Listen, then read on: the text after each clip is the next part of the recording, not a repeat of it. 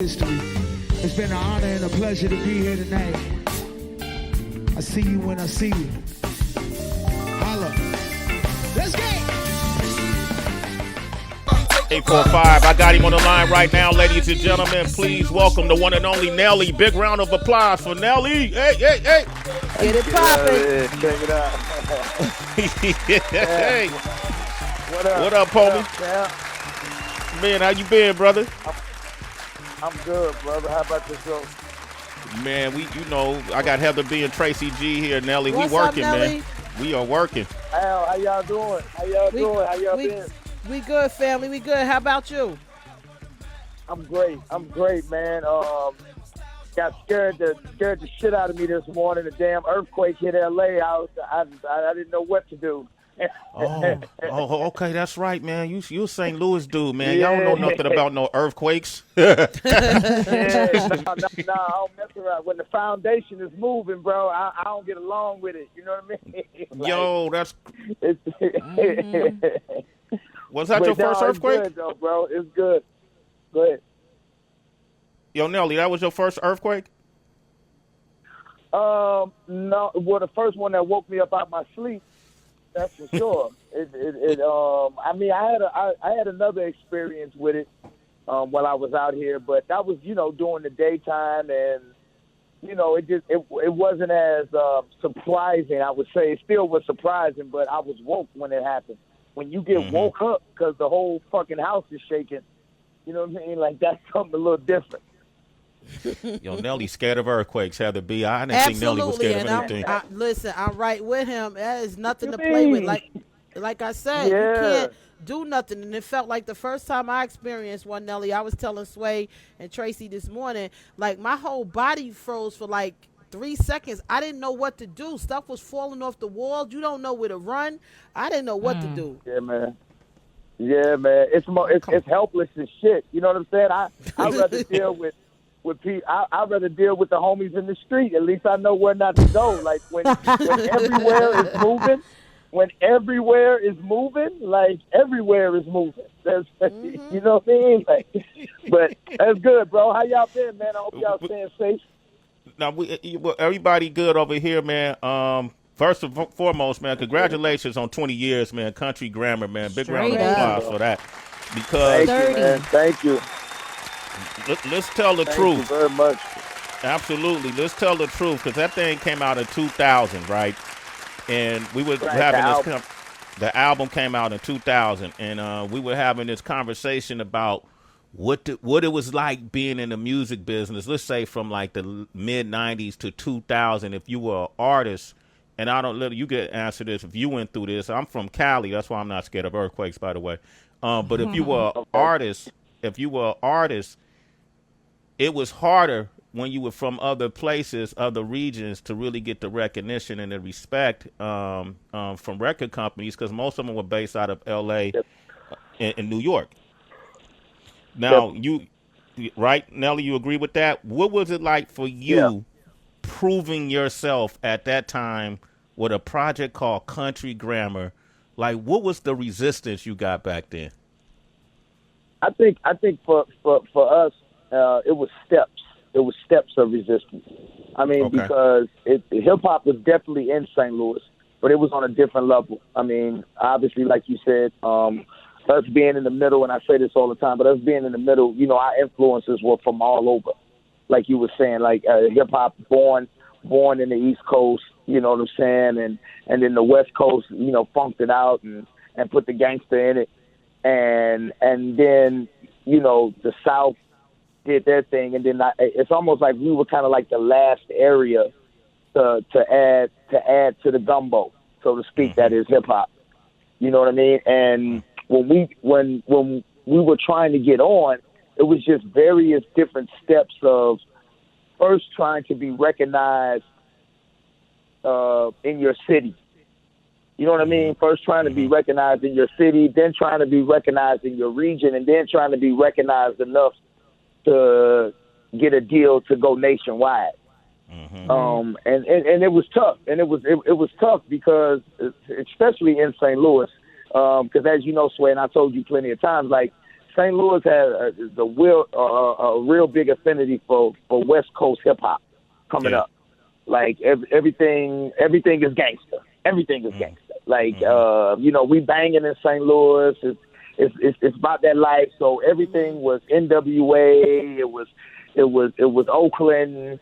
It was it was Too Short. It was Demi, E40, Spice One, Ice-T. It was, and to me, and I mean, obviously it's arguably, but I got my reasons. But to me, the greatest rap group of all time is NWA, and that's just regionally from where I'm from. Even though I would definitely be upset if somebody told me Run DMC, I would definitely understand that. You know what I'm saying? Yeah. But why you say NWA? Why you say NWA? Well, I say NWA because of the attention that they brought, not only just in music but socially. And when you can achieve greatness together, when you can dismantle and achieve a greatness as well, you know what I'm saying? Like it to me, it symbolizes that it was more to that group than just a group. You know what I mean? Like to me, NWA, they had success, and I say that about New Edition. Like, to me, New Edition is the greatest R&B group of all time, male group of all time. Because why? Because they went platinum together.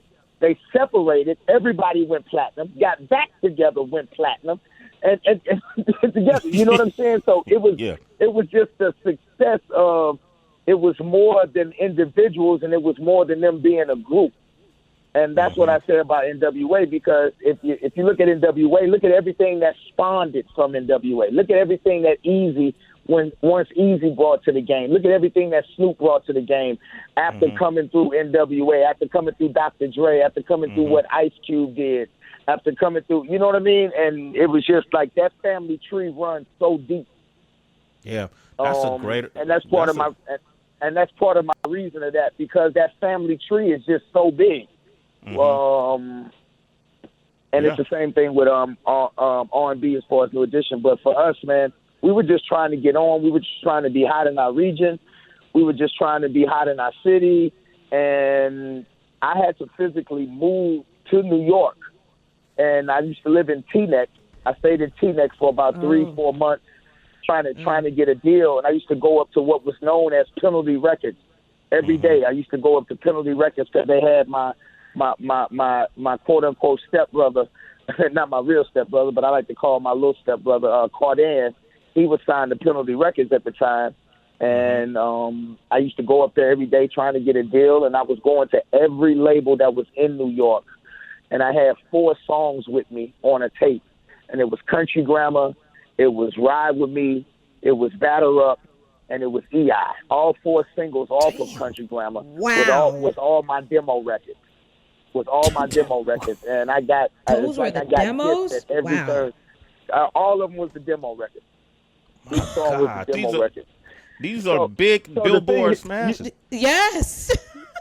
So you know what's crazy when people say, because sometimes you can say, you see an artist and you could be like, yeah, I didn't hear those records. He didn't have those records when he stopped through here or something like that. Nobody can say that. Nobody can say that about Country Grammar, the album, because the album was like 75% done when I was playing it for record labels trying to get a deal. What kind of response will they get, like, when you were in New York, you playing these songs? Like, what kind of critique did you get back? What were they saying? Well, a lot of people didn't understand it, obviously. A lot of people couldn't, just wrap their head around what I think I was trying to get across. You know what I mean? Like what I was trying to say musically, what I was trying to say visually, what I was trying to say basically musically emotional. You know what I'm saying? As far as where I was from and what I was trying to get across. But it was a few. I definitely say Tina Davis was one at the time that I believe that really liked it. I just think at the time maybe the hierarchy and where she was at probably wasn't agreeing with it. And I think was she at Def Jam at that time? No. She wasn't at Def Jam at that time. Leor, I think Leor was over at Def Jam at that time, and I think his comments was I got Scarface to do it. I think that's just when they came up with Def Jam South, and I think they actually had signed Ludacris. And I think they had actually signed Ludacris at the time, around the same time we was trying to get our deal. And I think that was, that was the way that they wanted to go. And I think D and what's the name from Rough Riders, D&Y, they had a shot. Dame Dash had a shot. And because of my homie Trail, R.I.P. to Trail, shout out to Harlem. And Trail was he was out there campaigning for us. He was a brother that I met and actually in Cancun, and he wound up marrying like one of our very, very good friends' sisters back in St. Louis, and he was trying to orchestrate some stuff, man. So we were trying to come at it from all angles, but people cannot lie and say that they did not hear those records. Wow. Can you imagine if Nelly was on Rockefeller Records back then? That almost happened. Yeah, hey.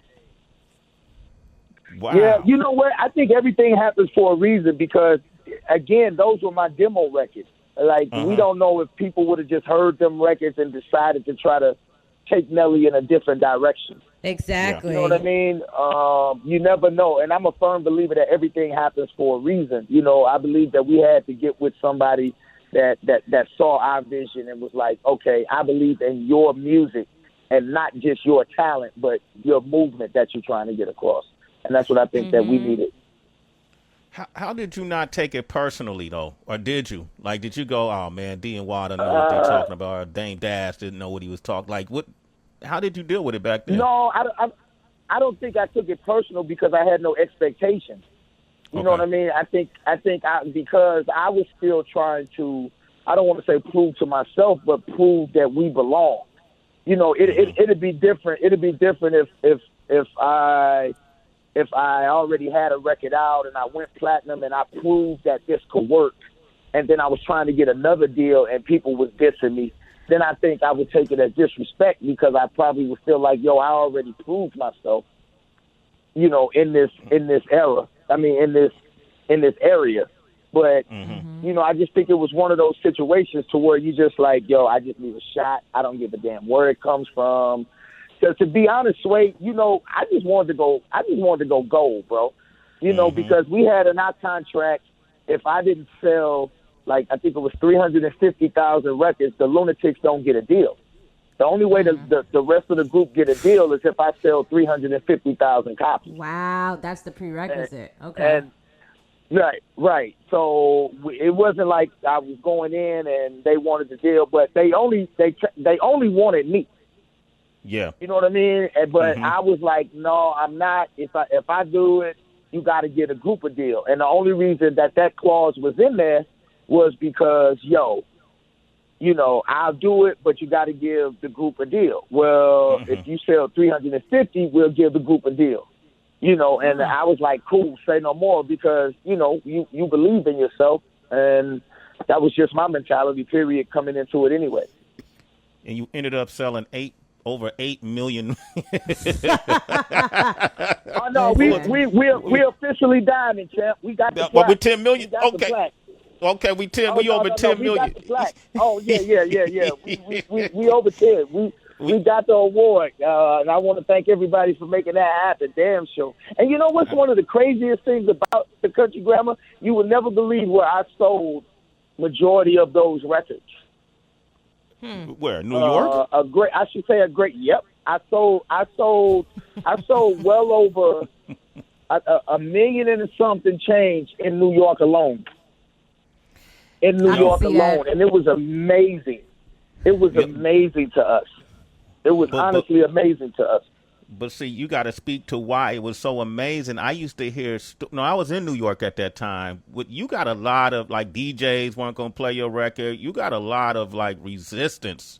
Yeah. I mean, it was just amazing for us because, we got family in Atlanta. The Big Gips, and a lot of other people and stuff like that. And from what we were hearing and quote unquote understanding to a certain degree was, New York wasn't really taking kindly to playing, Southern and country style, rappers that wasn't basically, sonically in what they were doing. Mm-hmm. You know what I mean? Obviously some people were getting some type of plays, but the majority of what was coming out of the South and things like that really didn't get that type of reception up there like that. So it was amazing to us because we weren't expecting it. We really wasn't expecting it. I saw New York as a bonus. Mm-hmm. I didn't see New York as my target demographic or anything like that. You know what I'm saying? But it was just, man, it was beautiful, man. It was a blessing to be in Harlem and to hear, a lot of the stores playing EI and, you know what I'm saying, and playing country grammar and stuff like that. And I ain't talking about like when you walk into the store because they see you. You know what I'm saying? Like, when you're walking down the shop. Yeah. I ain't talking about all of a sudden, oh, shit, they see you come in and then the music switch. Right. But I'm talking about physically walking down the street and you can hear it blazing out of the stores. And it was dope, man. It was beautiful. It was beautiful. You know what else I think influenced the power of Nelly in New York? I think it was shows like 106 in Park. You know what I mean? Mm-hmm. And even going back to Carson Daly and TRL to that time period because they were both housed in New York. Mm-hmm. Because I'm thinking about like my school years, and Nelly, you were a staple. Like, thank you for setting up a lot of like easy hookups and alley oops for the kid and her girls. I appreciate that. No, you make a great point. You make a great point with that. And what a lot of people don't understand is the first day BET aired, 106 in Park aired, the very first day, Country Grammar was the #1 video. The very first day it aired. Wow. The very first day that 106 in Park hit the air, Country Grammar was the #1 video. And you're right. I think just that environment and that energy of being up in 106 in Park and the audience and having that connection with a live audience and the interaction, I think it definitely did. It definitely drove the Country Grammar promotional wagon. Definitely did. Absolutely. Because if you think about local radio, then it would have to be just people living in New York that would essentially vote in Country Grammar. But because you have a national TV show, you have everyone around the country voting a video in, and then that impacts the ears of New Yorkers and whoever else. And this conversation with, again, major props, congratulations for 20 years. Thank you. Woo! Thank you very much. A wild length of time to say. And it has me thinking about the Medium publication level, and right now they are just giving props to hip-hop's elder statesmen because of the way that our culture is growing. And now we have a lot of rappers who are 40 plus and who have a high significance still, And so I'm wondering, Nelly, what has been the key to you adapting and not conforming? Because I think there's a very thin line between the two, especially when people speak about hip-hop. Yes. Right. No, I was going to say, you guys were talking about somebody earlier, right before I got on, that influenced me so much, LL. And the way he was able to adjust through the years, I watched. I watch people that adjust. You know what I'm saying? Because we all know evolution is inevitable. You know what I'm saying? Yes. Either you evolve, and I think that's the key. That's the trick of longevity, is being able to bend but not break. Being able to, I watch you watch Jay-Z do it. He does it. He does it a lot. He'll go through certain moments and hop on certain records, but still be Jay. but still be Jay on those records, but still be able to bring what feels like a new energy for him, but it's basically Jay doing what he needs to do now in order to be heard. So I've always just tried to not put myself in a box. Just try not to put yourself in a box and just be known for one type of style. And I think because when you're just known for one type of style, once people start biting your style, because they will if you're successful. There's no way around that. There's just no way around that. You know, as dope as Biggie was, Shine still was able to get that style off. You know what I mean? And he was able to be successful with it. So, and you know that style, as big as Future is, Designer was still able to get that style off. Yeah. You know what I'm saying? And it doesn't matter, but as long as you're able to kind of try to stay a little bit ahead of the curve, I think, you know, it'll go as far as it can take you. Yeah, I still wear my Band-Aid on my face after you started that. Now, get the hell out of here. We got my man Nelly here. We celebrating the 20th anniversary of that debut album, Country Grammar. What a mega hit. That's a Country Grammar. It's a deluxe version that you're releasing, right? Yeah. Okay, the album? Well, yeah, it's a deluxe version. Go ahead. Okay. We'll clarify it too. The way you said that wasn't. It was a little ambiguous. Oh yeah. Well, the deluxe version also was the version that, you know, we're putting back out. Actually, kind of. I don't want to say remastering it. If I'm saying that shit correctly. I know Jay is in here somewhere. I want to make sure I say the right shit. But I know it's kind of like, you know, we're redoing it. And I think it may also have the live jam session is something that we may be getting ready to put out as well. The show that we did with Melody VR and YouTube, the live, almost like the live performance. I think that's something that we'll put it together as well. Melody VR, you got to get the app. If you haven't seen what this is, and you doing they doing a live LA live series, and you doing one, and your performance, people will be able to watch it on demand on the Melody VR app for free, until this weekend. I've seen it. Like, who's that band that you're performing with? Who are they? Man, that's my band, bro. I mean, obviously they play with other people every now and again, but I've been using them, man, for about 15 years now, and we just be rocking out. My man Nissan, Dante, Craig, Rapture, and the little homie Chris on the guitar. So, I mean, the boys is mean, man. Shout out to Deja Blue who was filling in on the ones and twos. But the boys is mean. They mean. Man, that band is tight, HB. Like, I was watching it. You know, some bands can't really encapsulate the sound and the vibe of the songs. They bring you the vibe of the song and add something to it that you like. You know, sometimes people add something to it. You hate it, but they added. Yeah, they were able to elevate the hits. Yeah, man. Nelly is here. I want to take a caller. We got Ron from Wisconsin on the line. Say what's up to Nelly, Ron. What's up, Ron? Hey, Ron. Hey, how you doing, Nelly? What up, champ? How you? I'm good. I woke up this morning, so it's a beautiful day.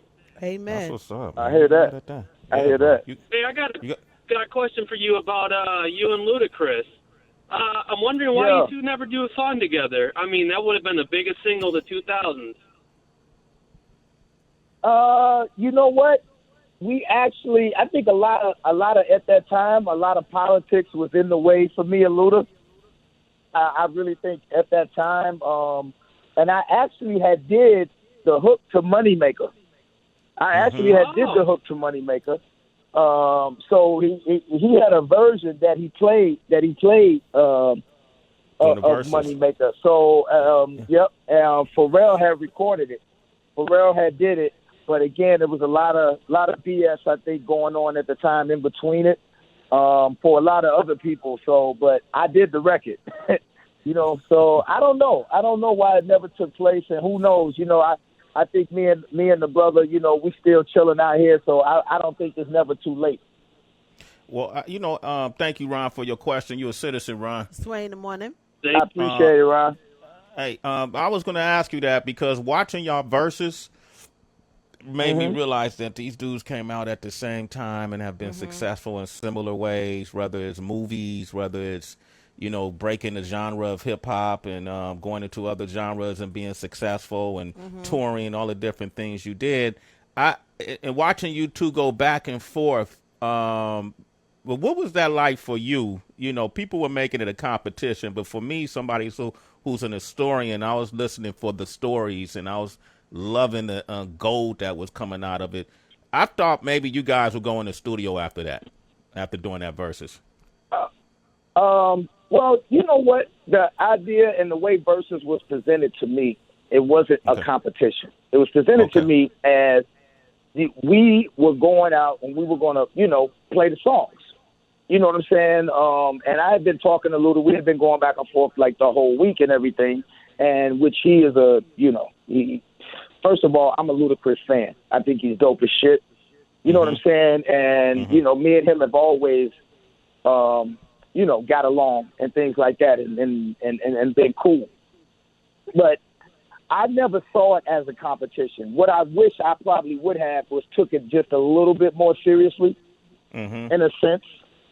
Because first of all, I didn't see it as a competition. And this is no slide or no disrespect to anybody, but I didn't see it as a competition because first of all, there was nothing to win. There was nothing to win. You know what I'm saying? It was let's go in here. Let's, you play a song, I play a song, because nothing changes. Like my numbers don't change. His numbers don't change. And, our success is what it is. So I didn't see it as a competition. And the only reason I say that is because, again, I wish I would have took it a little bit more seriously because I was a little bit shocked and taken by how it all of a sudden became St. Louis against Atlanta.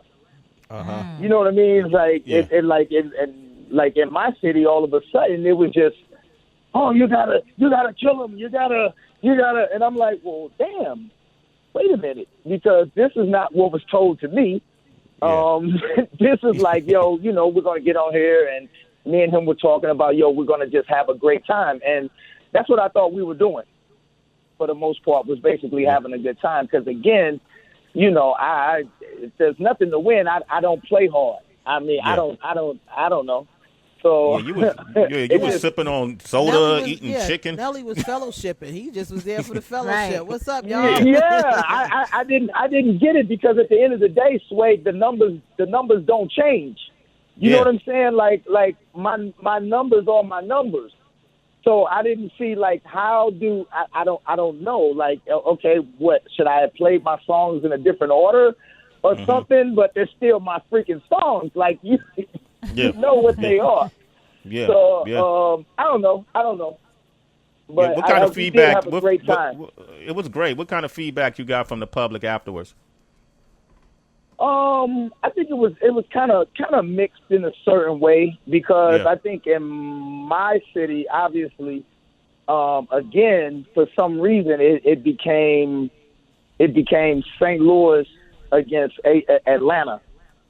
And that was something that was shocking to me because I never saw it as that.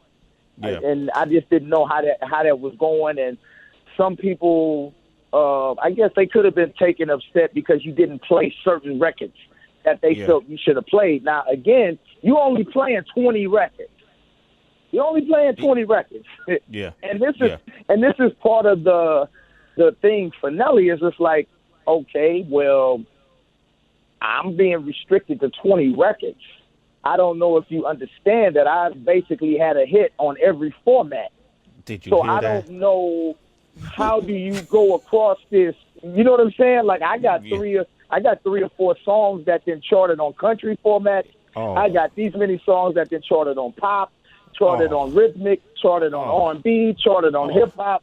You know what I'm saying? And you trying to figure out, I only got 20 records, people. I'm trying to you know, and I think for some people in the city, they only wanted to hear the records that was mostly for St. Louis. Like a lot of St. Louis people thought I should have just put on a show for St. Louis. And I'm kind of like, yo, you do know that I'm like the third biggest selling rapper of all time. You're like, yo, I'm trying to touch the people all over the globe because we got everybody watching. Yeah. You know what I'm saying? And you're trying to do some songs that maybe it wasn't big here, but it was big in Europe. Yeah. Maybe it wasn't big here, but it was big in Cali. Maybe it wasn't big in New York, but it was big in St. Louis. Maybe it wasn't big in St. Louis, but it was big over here. And you're just trying to do, you know, universally show your fans that you appreciate all the love that they've shown you so you get a chance to do these type of things. And I just think that would be the biggest thing that I took from the reception from people from St. Louis was that they thought it should have just been all about St. Louis. Just make it all about St. Louis. You know what I'm saying? And that was kind of tough. That was kind of tough. Oh man, you did an excellent job, man. We all enjoyed it. And you know, you got a big fan base, and they love you. And I'm trying to think what artist we had. An artist we were talking to recently. Oh, and our Getting the Game artist, named Alcam, and he was from St. Louis, and he talked about watching you on TV and how much you motivated him. And this dude has made a career out of rapping. And so. And that's just a testament from the multiple Grammys to the Billboard Music Awards, American Music Awards, all the different things you've been able to do to celebrate 20 years.